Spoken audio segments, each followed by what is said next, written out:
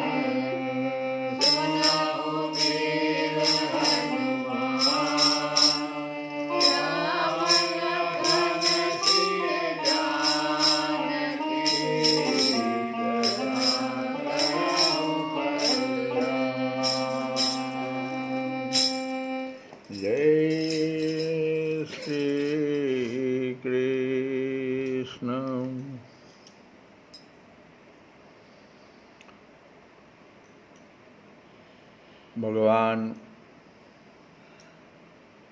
अब अपने ही यदुवंश में जैसे बांस के वन में परस्पर संघर्ष से उत्पन्न अग्नि के समान कलह करा करके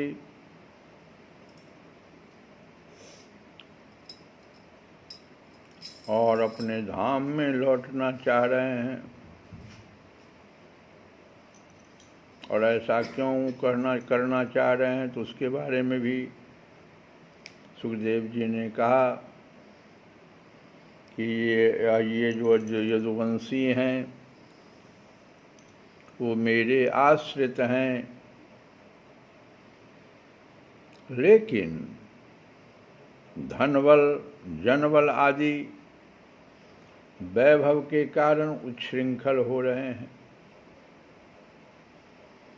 और मेरे जाने के बाद अन्य किसी देवता आदि से भी इनकी किसी प्रकार पराजय नहीं हो सकती है, तो ये लोग अधर्म फैला देंगे। इसलिए जाने से पहले इन सब का संहार कर डालना चाह रहे हैं। दूसरी बात कि चूंकि देवता लोग ही आए थे यदुवंशी के रूप में, तो भगवान जाने से पहले देवताओं को लौटाने की बात भी सोच रहे हैं। तो ऐसा अपने मन में निश्चय करके, और भगवान ने क्या किया, ब्राह्मणों के शाप के बहाने अपने ही वंश का संहार कर डाला और सबको समेटकर अपने धाम में ले गए। यहाँ पर सुखदेव जी कहते हैं, परीक्षित, भगवान की वह मूर्ति त्रिलोकी के सौंदर्य का तिरस्कार करने वाली थी। उन्होंने अपनी सौंदर्य माधुरी से सबके नेत्र अपनी ओर आकर्षित कर लिए थे। उनकी वाणी, उनके उपदेश परम मधुर दिव्याति दिव्य थे। उनके द्वारा उन्हें स्मरण करने वालों के चित्त उन्होंने छीन लिए थे। उनके चरण कमल त्रिलोक सुंदर थे। जिसने उनके एक चरण चिन्ह का भी दर्शन कर लिया, उसकी बहिर्मुखता दूर हो गई। वह कर्म प्रपंच से ऊपर उठकर उन्हीं की सेवा में लग गया। उन्होंने अनायास ही पृथ्वी में अपनी कीर्ति का विस्तार कर दिया, जिसका बड़े बड़े सुकवियों ने बड़ी ही सुंदर भाषा में वर्णन किया। वह इसलिए कि मेरे चले जाने के बाद लोग मेरी इस कीर्ति का गान, श्रवण और स्मरण करके इस अज्ञान रूप अंधकार से सुगमता से पार हो जाएंगे। इसके बाद परम ऐश्वर्यशाली भगवान श्री कृष्ण ने अपने धाम को प्रयाण किया। तब राजा परीक्षित ने पूछ दिया कि भगवान, यदुवंशी बड़े ब्राह्मण भक्त थे, उनमें बड़ी उदारता भी थी और वे अपने कुल वृद्धों की नित्य निरंतर सेवा करने वाले थे। और सबसे बड़ी बात तो यह थी कि उनका चित्त भगवान श्री कृष्ण में लगा रहता था। फिर ब्राह्मणों का अपराध कैसे उनसे हो गया और क्यों ब्राह्मणों ने उन्हें शाप दिया? यहीं पर विचार करना है हम लोगों को कि जो पीछे हम लोग सुने कि भगवान ही अब यदुवंशियों को वापस करना चाहते हैं। तो भगवान जो चाह लेते हैं वही हो जाता है। आज एक बहुत सुंदर बात जो हमें समझ में आई, इस कथा को हम आज कह देना चाह रहे हैं। भगवान राम और भगवान कृष्ण में कोई अंतर नहीं है, दोनों एक ही हैं। अंतर क्या था? उनके साथ जो कार्य करने वाले जो घटक दल बने थे, भगवान राम के समय में ध्यान दीजिए, जितने भी लोग आए सब देवता ही लोग थे।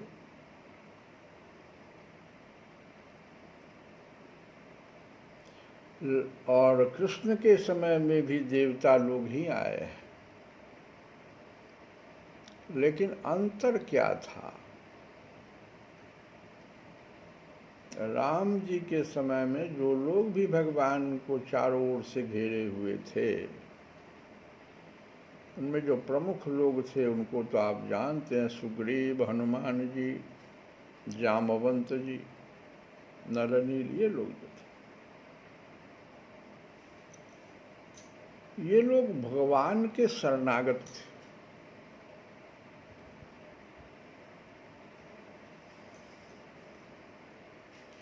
कोई भी कार्य जो मिलता था, जैसे हनुमान जी को मिला कार्य की सीता जी का अन्वेषण करके आइए, तो वहीं रुक नहीं गए। जब खोज लिया तो फिर वापस भगवान के पास आए और कहा कि आपकी कृपा से सब कुछ हुआ। भरत जी भगवान से मिलने जा रहे हैं, चरण पादुका लेके लौट रहे हैं। चरण पादुका भगवान के पास वहाँ नहीं था, यहीं से लेकर के गए थे अयोध्या से। और वहाँ से उस चरण पादुका को अपने मस्तक पर रख करके लौट करके आए और 14 वर्ष तक भगवान के रूप में उसकी पूजा अर्चना की। जितने लोग भगवान के साथ थे सब शरणागत थे। यहाँ क्या है सो देखो, कृष्ण भगवान के समय क्या हो रहा है। सभी लोग संकल्पित थे, अपना अपना संकल्प लेकर के बैठे हुए थे और भगवान से कुछ अपना कार्य करवाना चाह रहे थे। ये अंतर था, बहुत भारी अंतर जो हम बताएं। भीष्म पितामह का ले, एक संकल्प लेके बैठे हुए, जानते थे कि भगवान कृष्ण है, ये भगवान है, खूब अच्छी तरह से वो जानते थे। द्रोणाचार्य को देखो, ये सब बड़े बड़े तपस्वियों का नाम, कृपाचार्य को देखो। आज भी हम लोग जो 8 नाम लेते हैं, जो अजर अमर हैं, उनमें कृपाचार्य का भी नाम लेते हैं। अश्वत्थामा बलिर्व्यासो हनुमानस्य विभीषण हनुमानस्य विभीषण कृपः कृपः परशुरामस्य मार्कंडे। ये 8 का नाम अभी भी अमर है। विभीषण जी भी, और वो कृपाचार्य को भी समझ में नहीं आ रहा था। वो भी एक संकल्प लेके बैठे हुए थे, इसका अन्न हम खाए हैं दुर्योधन का। द्रोणाचार्य यही संकल्प लेके बैठे हुए थे। भीष्म पितामह संकल्प ले लिए थे कि हम तो हस्तिनापुर के राजा के संरक्षक हैं, लेकिन वो समझ रहे थे कि बड़ा ही अत्याचार हो रहा है कौरवों के द्वारा, और वो भगवान से चाह रहे थे कि इसका समाधान हो जाए।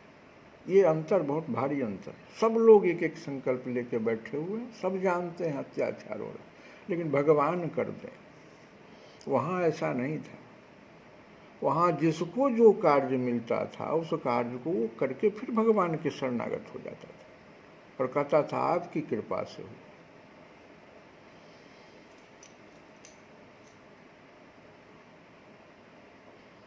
मेघनाद को हनुमान जी भी मार सकते थे, ब्रह्मचारी तो थे, लेकिन भगवान नहीं चाह रहे थे। लक्ष्मण जी को क्यों साथ लिया था भगवान?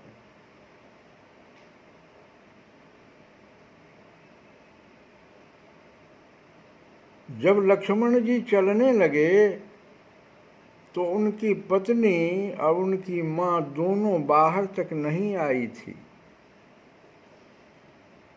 उनकी पत्नी को यह मालूम था, उनकी मां को भी यह मालूम था कि यह मेरा जो पुत्र लक्ष्मण है, यह मेरा पति जो लक्ष्मण है, ये भगवान को समर्पित है, भगवान के साथ अपने को योग कर लिया है। हम जाएंगे और कुछ ही क्षण के लिए अगर आंख में आंख मिल गया, हमारे आंख से अगर एक बूंद अश्रुधारा निकल गई और कुछ क्षण के लिए, एक क्षण के लिए भी अगर इनका वियोग हो गया भगवान से, तो हम बहुत बड़े अपराधी हो जाएंगे। यह हम नहीं गलती करेंगे, क्योंकि एक बहुत बड़े कार्य से मेरे पति जा रहे हैं भगवान के साथ। मेघनाद को जो मारना है। उसकी पत्नी भी बहुत भारी सती सावित्री थी।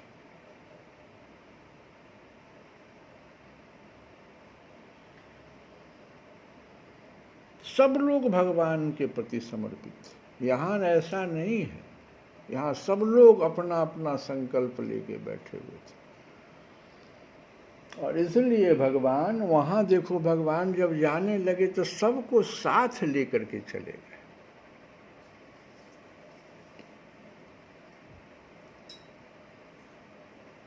और यहां देखो सबको पहले समाप्त कर रहे हैं,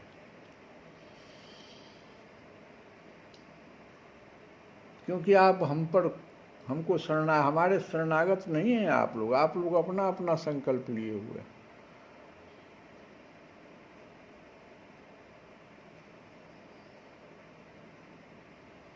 तो राजा परीक्षित ने जब ऐसा पूछा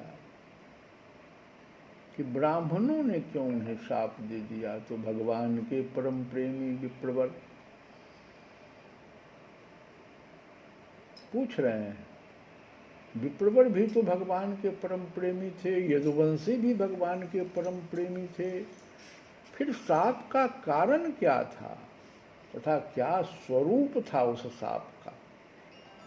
समस्त यदुवंशियों के आत्मा, स्वामी और प्रियतम एकमात्र भगवान श्री कृष्ण ही थे।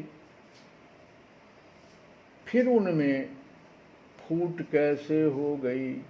दूसरी दृष्टि से देखें तो वे सब ऋषि अद्वैत दर्शी थे, फिर उनको ऐसी भेद दृष्टि कैसे हुई? यह सब आप कृपा करके मुझे बतलाइए।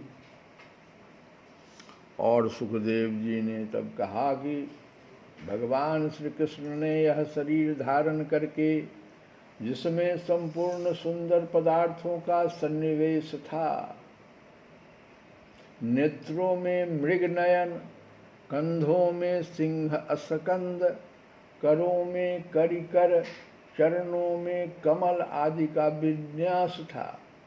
भगवान श्री कृष्ण के शरीर में पृथ्वी में मंगलमय कल्याणकारी कर्मों का आचरण किया। वे पूर्ण काम प्रभु द्वारिका धाम में रहकर क्रीड़ा करते रहे और उन्होंने अपनी उदार कीर्ति की स्थापना की। जो कीर्ति स्वयं अपने आश्रय तक का दान कर सके वह उदार है। अंत में श्रीहरि ने अपने कुल के संहार उपसंहार की इच्छा की। भगवान ने इच्छा कर दिया ऐसा, क्योंकि अब पृथ्वी का भार उतरने में इतना ही कार्य शेष रह गया था। भगवान का अवतार ही पृथ्वी का भार उतारने के लिए था। विप्रधेनु सुरसंतहित लिन्ह मनुज अवतार।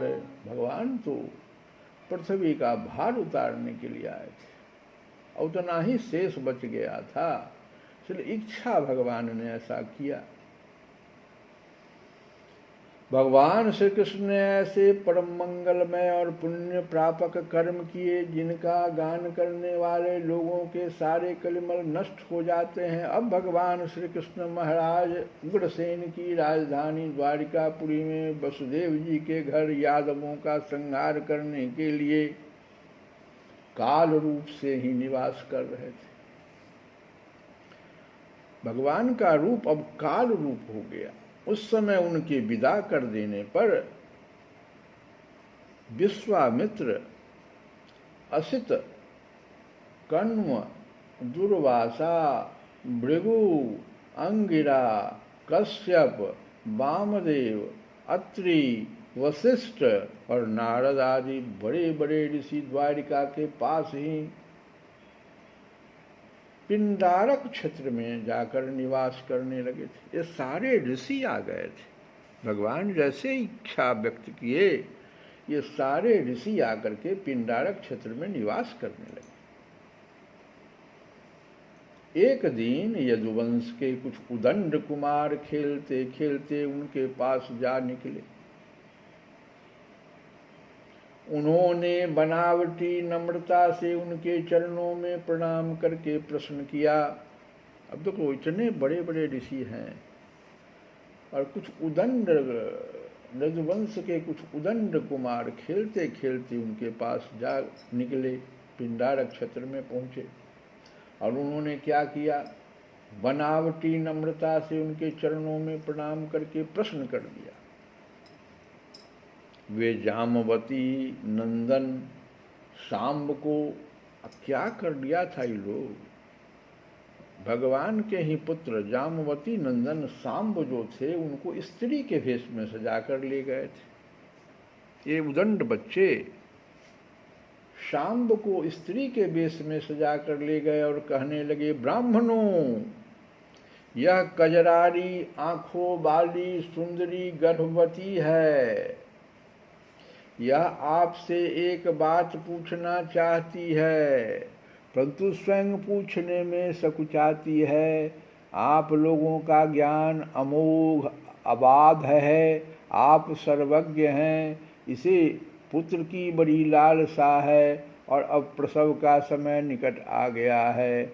आप लोग बताइए, यह कन्या जनेगी या पुत्र। बनावटी देखो, बनावटी नम्रता और सांब को स्त्री वेश में उसी प्रकार से गर्भवती के रूप में बना दिया था और इस तरह का प्रश्न पूछ दिया। दुर्वासा भी वहां थे, ध्यान रखना, विश्वामित्र भी थे, भृगु भी थे। ये लोग, इन लोगों का जो हम नाम ले रहे हैं, ये लोग बड़े ही ज्ञानी भी और तुरंत क्रोध करने वाले। परीक्षित, जब उन कुमारों ने इस प्रकार उन ऋषि मुनियों को धोखा देना चाहा, तब वे भगवत प्रेरणा से, अब फिर भगवान की प्रेरणा उधर हो गई, क्रोधित हो गए और उन्होंने कहा, मूर्खों, यह एक ऐसा मूसल पैदा करेगी जो तुम्हारे कुल का नाश करने वाला होगा। और मुनियों की यह बात सुनकर वे बालक बहुत ही डर गए। उन्होंने तुरंत सांब का पेट खोलकर देखा तो सचमुच उसमें एक लोहे का मूसल मिला। अब तो वे पछताने लगे और कहने लगे, हम बड़े अभागे हैं, देखो हम लोगों ने यह क्या अनर्थ कर डाला, अब लोग हमें क्या कहेंगे। इस प्रकार वे बहुत ही घबरा गए तथा मूसल लेकर अपने निवास स्थान में गए। उस समय उनके चेहरे फीके पड़ गए थे, मुख कुम्हला गए थे। उन्होंने बड़ी सभा में सब यादवों के सामने ले जाकर वह मूसल रख दिया और राजा उग्रसेन से सारी घटना कह सुनाई, क्या क्या हम लोगों ने गलती किया। डर जो गए थे तो राजा से सारी कथा बता दिया, सारी घटना का सुनाई। राजन, जब सब लोगों ने ब्राह्मणों के साथ की बात सुनी, अब यहाँ पर सुखदेव जी कहते हैं कि राजन, परीक्षित को कह रहे हैं, राजन, जब सब लोगों ने ब्राह्मणों के साथ की बात सुनी और अपनी आँखों से उस मूसल को देखा, तब सब के सब द्वारिकावासी विस्मित और भयभीत हो गए, क्योंकि वे जानते थे कि ब्राह्मणों का साथ कभी झूठा नहीं होता। यदुराज उग्रसेन ने उस मूसल को क्या किया जानते हो? चूरा चूरा कर डाला, चूरा चूरा करा डाला, पूरा महीन महीन, और उस चूरे तथा लोहे के बचे हुए छोटे टुकड़े को समुद्र में फेंकवा दिया।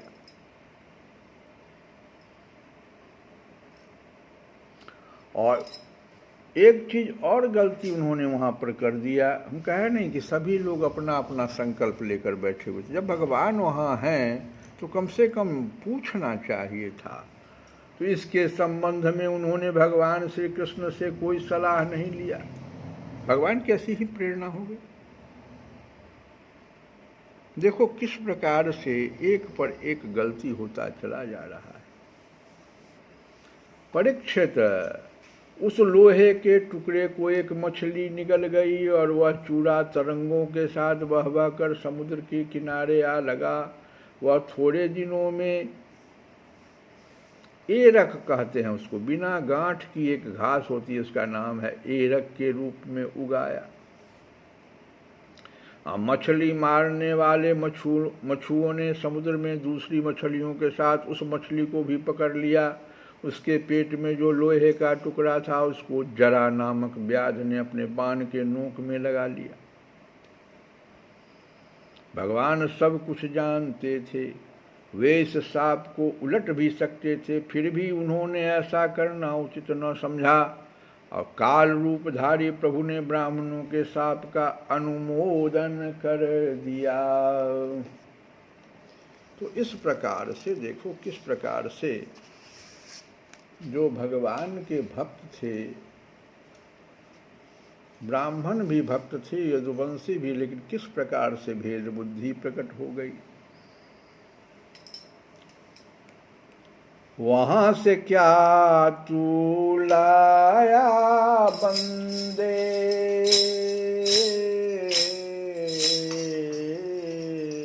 वहां से तू क्या लाया बंदे, यहाँ से क्या ले जाएगा। मुट्ठी बांध के आया जग में, मुट्ठी बांध के आया जग में, हाथ पसारे जाएगा। हो मुट्ठी बांध के आया जग में, हाथ पसारे जाएगा। ओ नाम हरि का ले ले बंदे, फिर पीछे पछताएगा। नाम हरि का जप ले बंदे, फिर पीछे पछताएगा। बालापन एक खेल में खोया, बालापन एक खेल में खोया, बालापन एक खेल में खोया। बालापन एक खेल में खोया, आई जवानी मस्त रहा।